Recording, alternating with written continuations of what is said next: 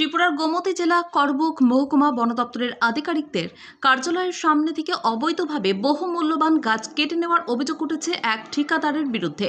এই ঘটনায় বন দপ্তরের আধিকারিক সহ বনকর্মীদের ভূমিকা নিয়ে প্রশ্ন তুলেছে গ্রামের সাধারণ জনগণ।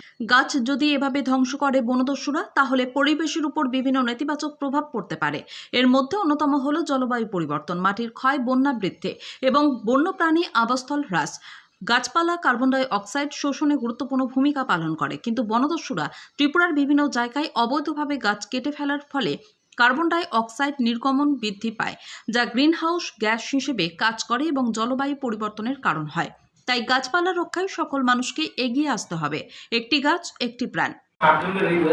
আমি যত জায়গা থেকে আমি দিই, আমি মানে সরকারের পারমিশন ছাড়া দিই। আপনারা এমনি যদি তুলতে চান তুলে দিই। অ্যাকচুয়ালি এফপিওতে যে থাকে আমি অ্যাকচুয়ালি ইনচার্জ না, এর আমি ইনচার্জ না হলে যেহেতু আপনি দেখেন এখন কোন রকম একটা যত বড় ইনসিডেন্টও পুরোটা আপনি হ্যান্ডেল করতে লাগে। না, ঠিক আছে, দেখেন এখন ওনারও বর্তমানে ইনচার্জ না হলো আপনি এখন যদি এখান দিয়ে কোটি টাকার মাল ট্রান্সফার হয় এটা দায়িত্ব আপনারই নিতে হবে। আপনি ইনচার্জ না হইলে কিন্তু এটা আমাদের না। শুনেন, আমি আপনারা এমনি ভিডিও করেন, কিন্তু আমি এমনিতে দিতাম না।